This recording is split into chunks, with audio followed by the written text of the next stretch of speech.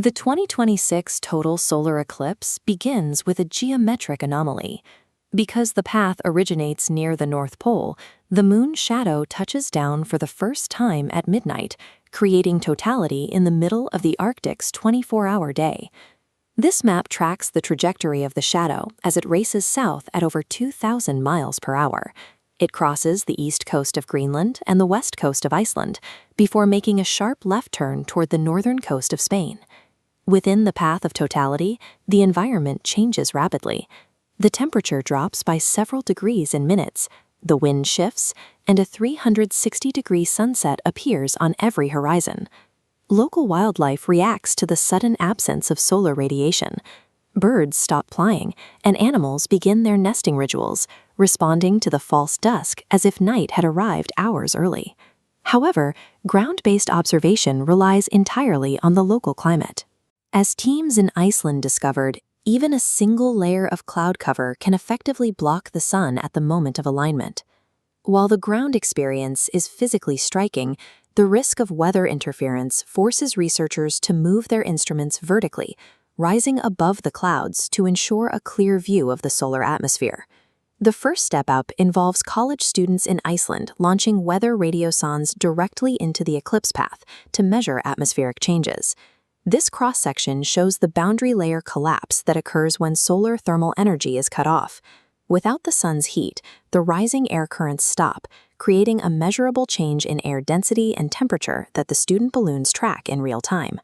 To find a vantage point free from the distortion of weather and water vapor, you have to climb further, reaching 50,000 feet in the stratosphere.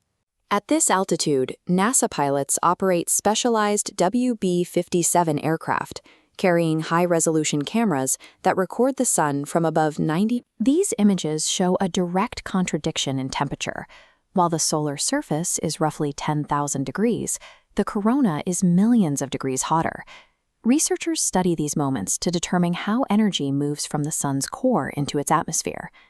To gain a macro perspective of the entire system, the view shifts once more, leaving the atmosphere entirely to reach the International Space Station.